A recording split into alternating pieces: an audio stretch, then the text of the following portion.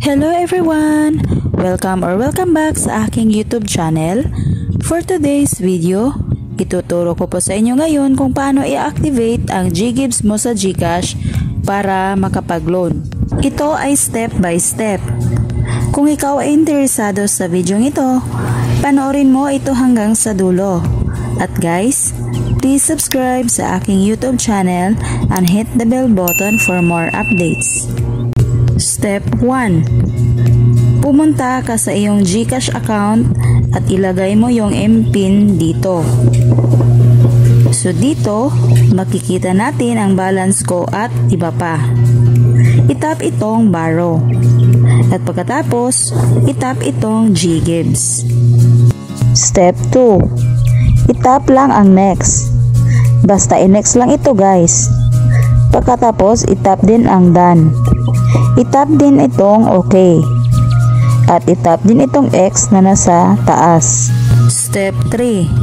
So dito, makikita na natin ang activate now. Itap lang ito.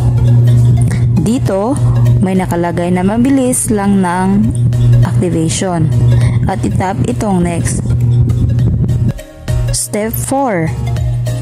Kailangan nating mag-fill up dito. Makikita natin na may 4 step ito.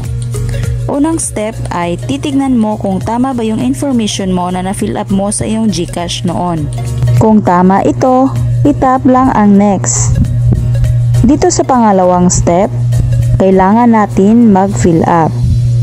Dito sa sex, itap natin ang female. Dito naman sa other mobile number, pwedeng other number mo ito kung dalawa yung SIM mo. Pagkatapos, itap itong next.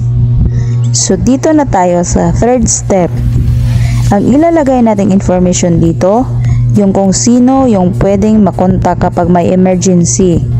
So it means, ibang tao ang ilalagay natin dito, pwedeng parents natin, siblings, or friends. Sa akin po, ilalagay ko dito yung information ng mama ko. So una yung name niya, apelyido niya at contact number niya. Dito sa baba, kaano-ano natin yung nilagay natin dito. Sa akin, itap ko ang mother. Pwede na natin itap ang next. So nandito na tayo sa step 4. Tingnan nyo nang mabuti kung tama lahat yung information at scroll down lang tayo. So makikita natin dito sa baba, meron tayong dalawang maliit na box. Itap lang natin ito, so it means agree tayo sa terms and conditions nila. Pagkatapos, itap na natin ang activate my GGives. Step 5. Dito guys, nag-send sila ng 6-digit code. At tingnan lang natin sa ating message. I-copy lang natin ito. Kung walang dumating, itap itong resend code. Pagkatapos, pwede nang isubmit. So, ayan guys. Nakalagay na dito na na-activate ko na yung GGives ko. I-back lang natin ito. So, nag-text sila sa akin guys na legit na na-activate na yung GGives ko para sa loan. Sobrang dali lang guys, no?